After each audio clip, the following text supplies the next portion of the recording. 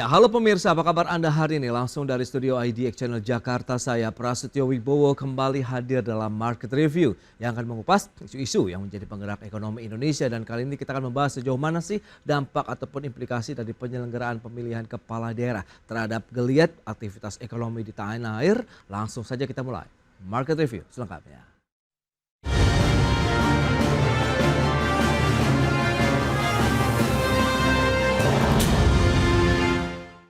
Ya, Otoritas Jasa Keuangan menyebutkan pelaksanaan pemilihan kepala daerah serentak akan berdampak positif bagi perekonomian di daerah. Di sisi lain, Asosiasi Pengusaha Indonesia berharap pelaksanaan pilkada serentak pada tahun ini bisa berjalan dengan lancar, damai, serta demokratis.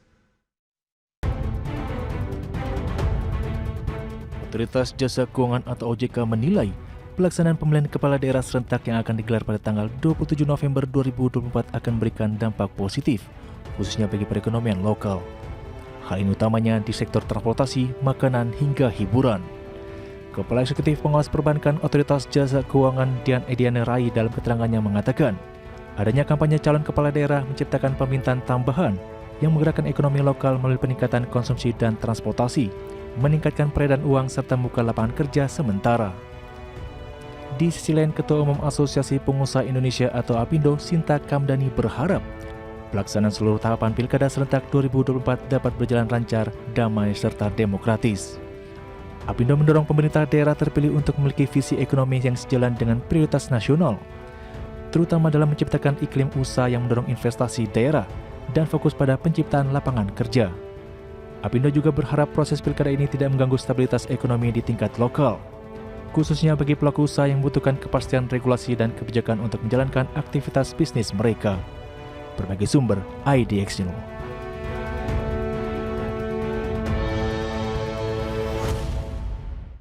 Ya, pemirsa, untuk membahas tema kita kali ini, implikasi positif pilkada serentak bagi perekonomian nasional, kita sudah tersambung melalui Zoom bersama dengan Bapak Eko Listianto, Wakil Direktur Indef. Halo, apa kabar Pak Eko? Halo, ya kabar baik Mas Pras. Kabar baik, terima kasih juga atas waktu yang disempatkan. Sudah bergabung juga Bapak Sarman Simanjorang, Ketua Bidang Hubungan Antar Lembaga Asosiasi Pengusaha Indonesia APindo. Halo Pak Sarman, apa kabar? Salam sehat dan semangat selalu. Baik, salam sehat juga, terima kasih. Dan kita ke Mas Eko terlebih dahulu nih, secara historis.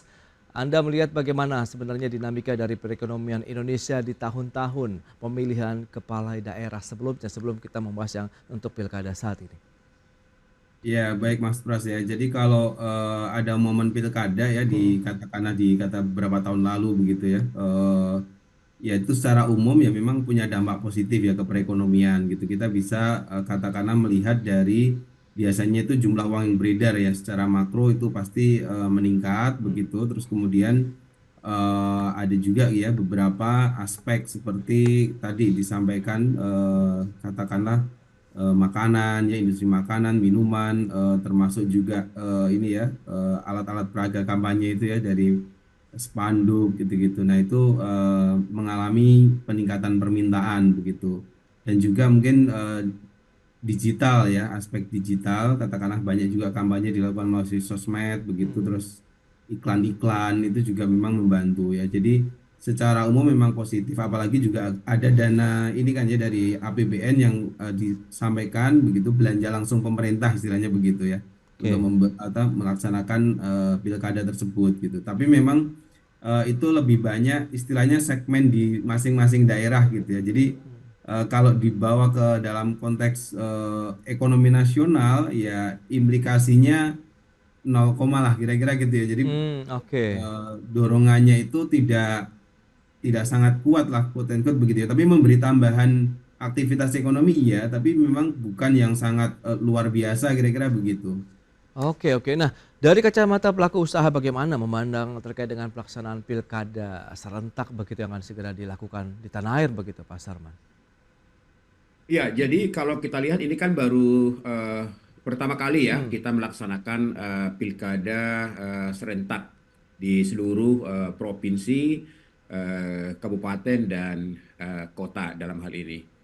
Kalau dari pengamatan Indef, kalau tidak salah diperkirakan uangnya sekitar 20 triliun ini perputaran uang selama pilkada dengan asumsi rata-rata belanja kampanye itu ya sekitar 20 miliaran lah lebih kurang diteratakan ya dalam hal ini.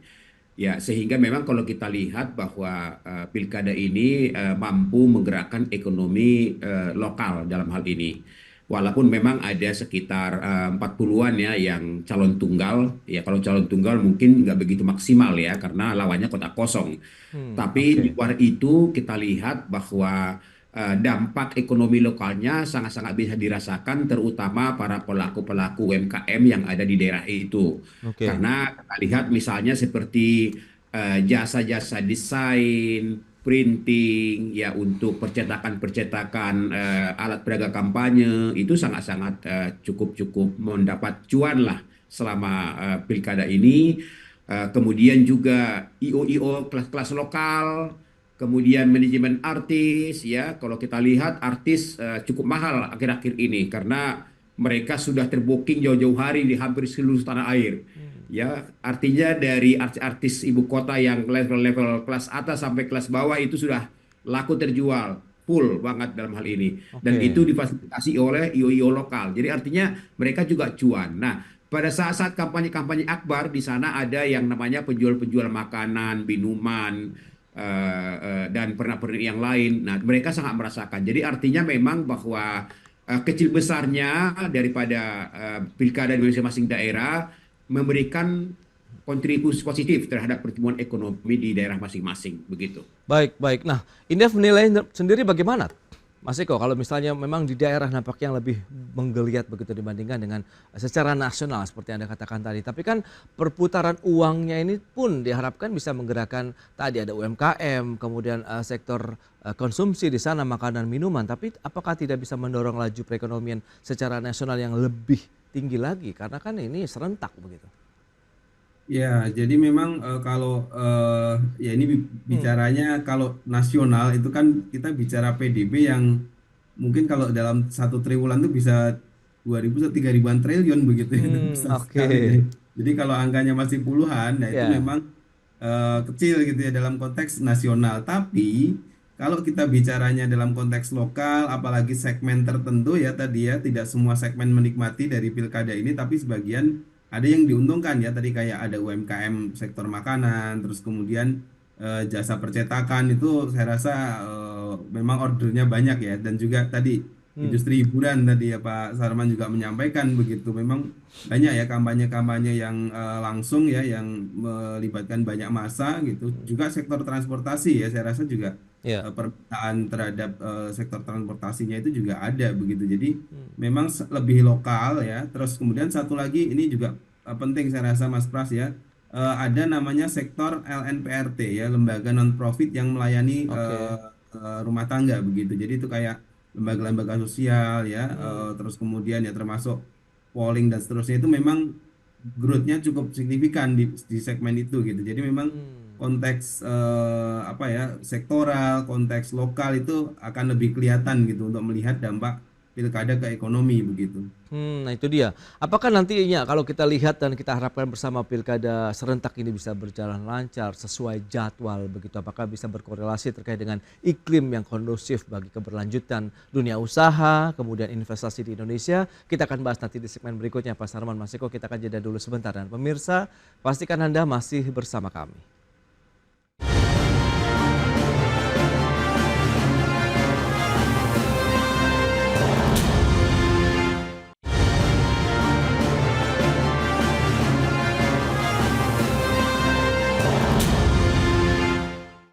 Terima kasih Anda masih bergabung bersama kami dalam Market Review. Pemirsa, berikut ini kami sampaikan data untuk Anda terkait dengan jumlah dari pasangan calon peserta Pilkada serentak di tahun 2024 ini.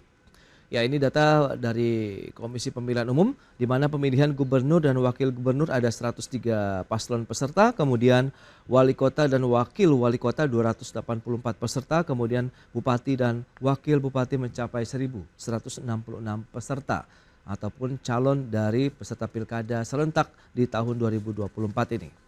Berikutnya penyelenggaraan pilkada serentak di tahun 2024 digelar di daerah dengan masa jabatan kepala daerah yang habis di tahun 2022 sampai dengan 2024. Ada sekitar 207,1 juta pemilih. Kemudian dilaksanakan 27 November 2024. Ada 37 provinsi, 508 kabupaten kota yang menyelenggarakan pilkada serentak. Berikutnya kita akan cermati pertumbuhan ekonomi Indonesia. Ini rentang 2014 sampai dengan 2023 yang masih stagnasi di 5%-an, meskipun kita tahu juga kemarin sudah ada level 4,95% untuk pertumbuhan ekonomi kita pada kuartal 3 2024. Berikutnya realisasi investasi, ini kita akan cermati bersama dari tahun 2014 sampai dengan 2023 juga terus bertumbuh. Tercatat di tahun lalu mencapai 1.418,9 triliun rupiah. Baik, kita akan lanjutkan kembali perbincangan bersama dengan narasumber kita, Bapak Sarman Simanjorang, kemudian Mas Eko Listianto dari Indef. Baik, Mas Eko, kalau kita lihat dan cermati beberapa data tadi yang sudah disampaikan, begitu Anda melihat bagaimana potensi-potensi keterlibatan dari cukup banyak peserta ataupun paslon, kemudian Anda melihat bagaimana dengan pertumbuhan ekonomi kita yang juga masih berada di level 5%-an bahkan sempat turun begitu. Apakah ini lagi-lagi booster tipis ini tapi bisa memberikan satu angin segar juga buat geliat ekonomi nasional kita, Mas Eko?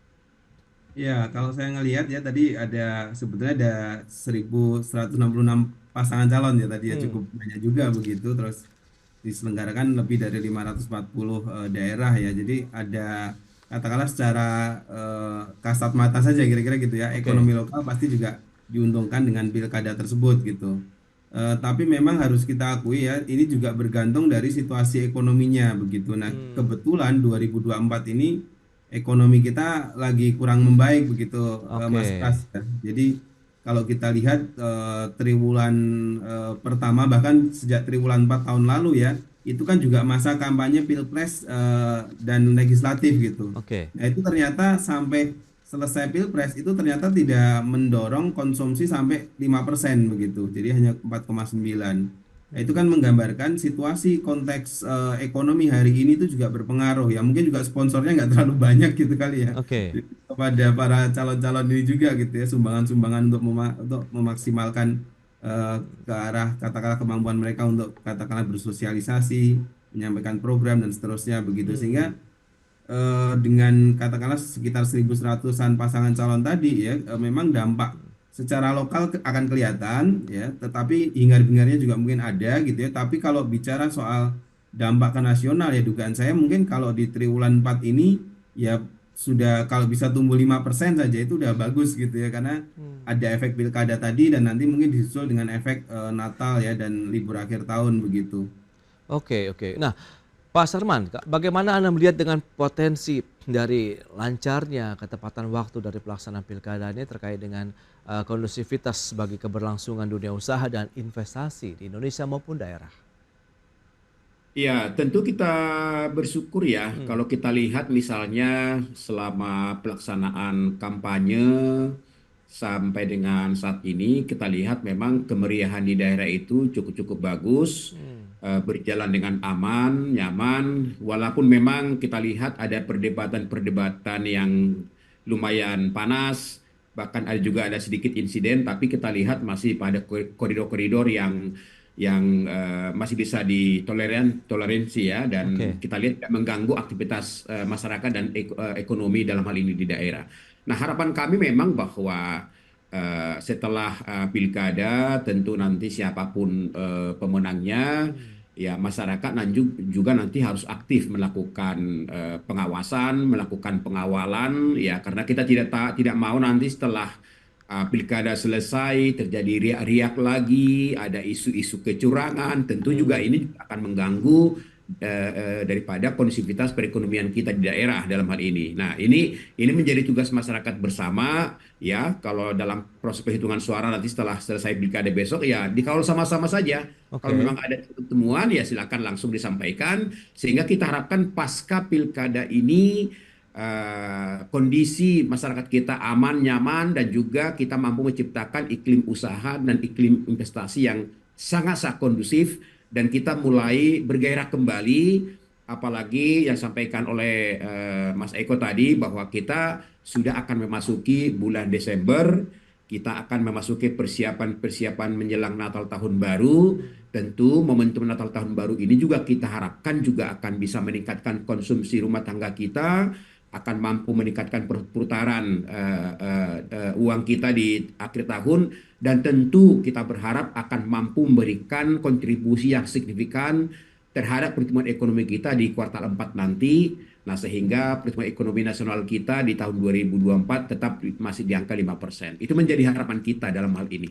Oke. Nah, dari sisi kebijakan nih, Indef melihat bagaimana dengan isu-isu ekonomi yang diusung nih. Biasanya kan memang ini sekarang dengan ekonomi yang juga semakin meluas, pemahaman yang juga semakin tinggi dari masyarakat, sehingga isu ini cukup ramai begitu diambil ataupun menjadi isu yang krusial begitu mereka mainkan begitu untuk para calon-calon pemimpin daerah begitu, Mas Eko. Iya, ada yang menarik ya, ada yang menarik Oke. bahwasanya kebijakan Bapak Presiden Pak Prabowo sama Pak Gibran ini kan bahwa visi itu hanya satu, yaitu visi presiden. Nah, visi presiden ini kan sudah ada dalam Astacita ya, 8 Astacita. Dan saya rasa memang yang paling perlu nantinya adalah bagaimana nantinya para calon-calon kepala daerah ini setelah mereka mungkin dilantik pada Februari nanti langsung dilakukan pemahaman tentang Astacita ini. Nah, sehingga visi misi presiden ini mampu mereka implementasikan dalam sebuah program mereka di daerah sesuai dengan karakter dan juga kebutuhan daerah masing-masing. Karena kalau kita lihat misalnya visi misi Bapak Presiden ini kan cukup besar dalam Astacita. Target-target misalnya ketahanan pangan kita, ketahanan energi kita, yang namanya juga peningkatan sumber daya manusia kita, yang namanya juga infrastruktur. Ini semua kan harus terintegrasi dengan daerah. Artinya bahwa kesuksesan pemerintah pusat ini juga harus didorong dari daerah. Termasuk pertumbuhan ekonomi nasional kita tidak akan mungkin misalnya mencapai target 8% kalau pertumbuhan ekonomi di daerah juga kan rendah. Jadi kalau di daerah produktif, di daerah tinggi, otomatis juga akan mendorong pertumbuhan ekonomi kita di tingkat nasional. Nah, sehingga memang sinergitas dan juga komunikasi dan juga harmonisasi antara pemerintah pusat dan daerah menjadi sesuatu yang sangat urgent dilakukan di awal pemerintahan Pak Prabowo maupun pemerintahan yang baru di tingkat daerah. Baik, Pak Sarman, lantas kebijakan implementatif seperti apa begitu yang tepat yang bisa mendorong perekonomian lokal tadi yang juga akan berimbas terkait dengan perekonomian nasional? Nanti kita akan minta pendapat dari Indef begitu di segmen berikutnya, dan pemirsa pastikan Anda masih bersama kami.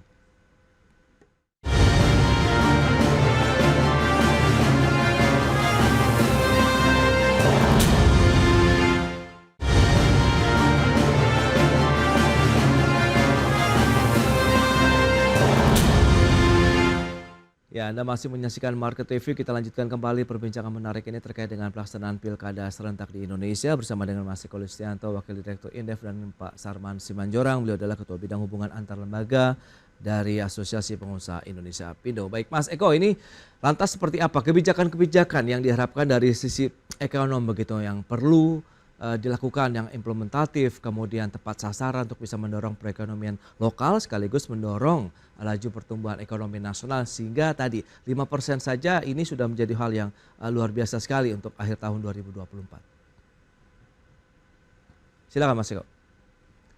Mengaitkan ini ya, bagaimana mendorong perekonomian dan dengan katakanlah banyaknya pilkada ini ya begitu. Nah, itu biasanya ini harus kita kaitkan juga dengan aspek apa janji dari pasangan-pasangan calon ini begitu. Karena biasanya kan mereka terpilih, biasanya itu tetap akan melaksanakan apa ya istilahnya ya, yang menjadi program-program mereka gitu. Nah, sebagian besar program, nah ini tentu saja juga relevan ya atau terkait dengan program nasional ya. Kalau kita lihat, kita amati begitu dari katakanlah berbagai debat-debat itu ya, terutama di bidang ekonomi itu banyak yang mengangkat isu ketenagakerjaan. Ya. Ini saya rasa memang salah satu isu yang mengena gitu ya. Jadi langsung kepada calon-calon konstituen gitu kan, calon-calon pemilih gitu. Nah, itu juga harus ini ya, harus ada upaya serius. Jadi nanti siapapun yang terpilih berkaitan dengan konteks ketenagakerjaan di masing-masing daerah itu benar-benar harus diupayakan ya penciptaan lapangan kerja di mereka. Nah, tentu untuk bisa menciptakan lapangan kerja ada investasi yang harus masuk di situ kan gitu.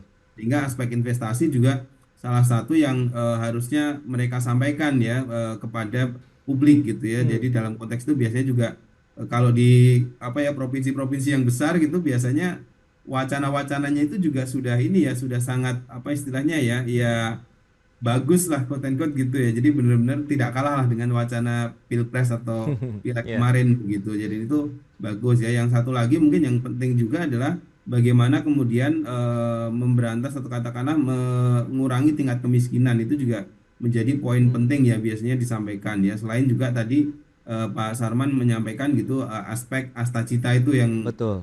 sangat bertumbuh pada sumber daya manusia ya. Saya rasa juga banyak juga gitu calon-calon yang menyampaikan aspek kesehatan, Hmm. pendidikan, begitu itu juga menjadi poin penting ya. Saya rasa aspek-aspek itu kalau bisa dilakukan setelah mereka terpilih nanti itu memang bisa mensupport jalannya perekonomian nasional yang lebih baik ya, Oke. tumbuh lebih tinggi begitu.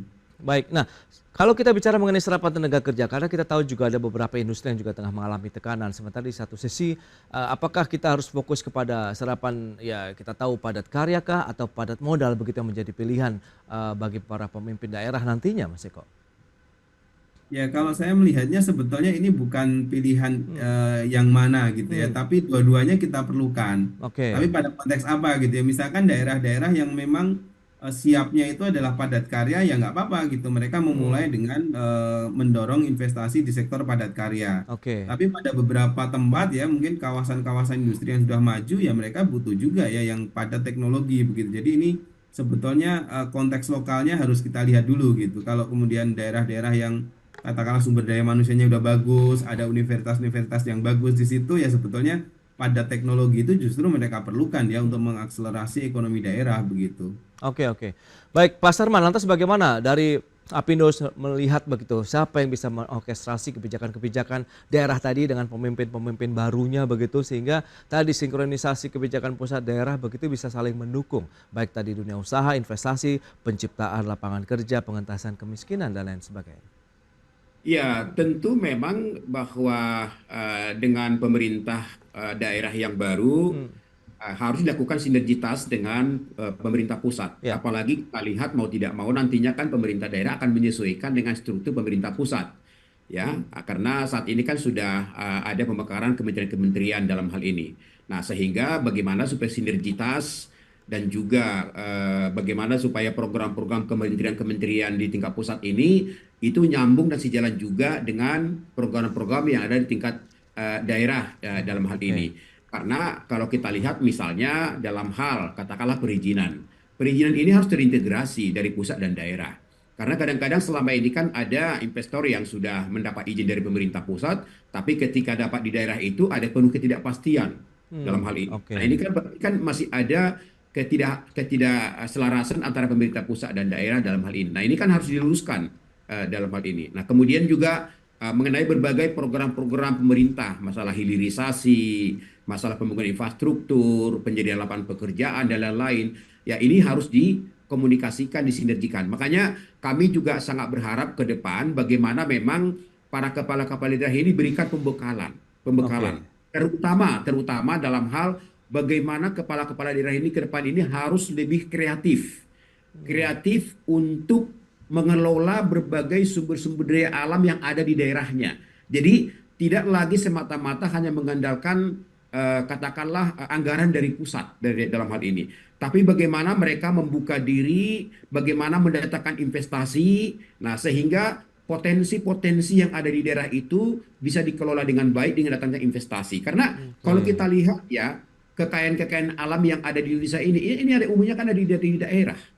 Dan setiap kabupaten itu pasti memiliki suatu katakanlah potensi-potensi yang unggulan tersendiri. Ada kelautan, ada perikanan, ada kehutanan, ada agrobisnis. Jadi ada pertambangan, ada kehutanan. Jadi saya rasa memang selama ini para kepala-kepala daerah ini belum memiliki suatu pengalaman Hmm. entrepreneurship. Nah, ini harus diberikan pembekalan dalam hal ini sehingga Oke. wawasan mereka terbuka bagaimana mengembangkan ekonomi kreatif di daerahnya, Ya. bagaimana menjual desa wisatanya dan lain-lain. Nah, sehingga kita harapkan dengan masuknya investasi Ya. itu akan mampu lebih menggairahkan lagi perekonomian tingkat daerah.